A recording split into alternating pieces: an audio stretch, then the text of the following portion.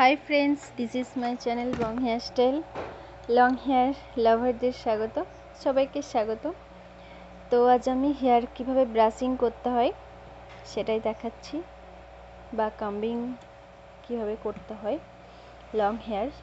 তো long hair সবসময় বড় চিরুনি দিয়েই কাম্বিং করতে হয়,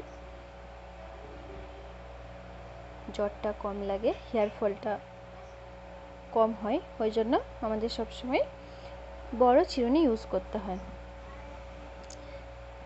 আর একটু চেপে চেপে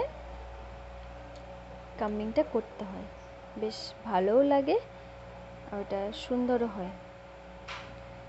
তো দেখো, হেয়ার কাম্বিং করার পর আমি একটা সিম্পল ব্যাক ক্লিপ লাগিয়েছি।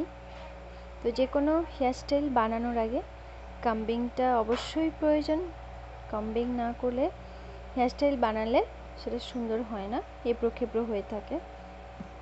তো আমি কাম্বিং করার পর সিম্পল একটা ব্যাক ক্লিপ লাগিয়েছি।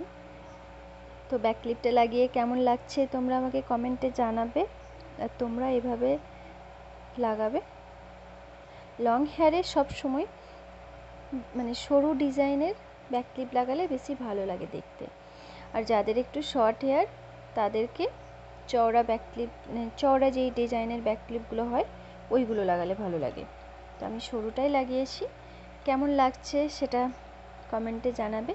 পুরো ভিডিওটা দেখো, লাইক কমেন্ট শেয়ার অবশ্যই করতে হবে, এটা তো করতেই হবে, তাই না? তো চলো, দেখা হচ্ছে পরের ভিডিওতে। সবাই ভালো থেকো।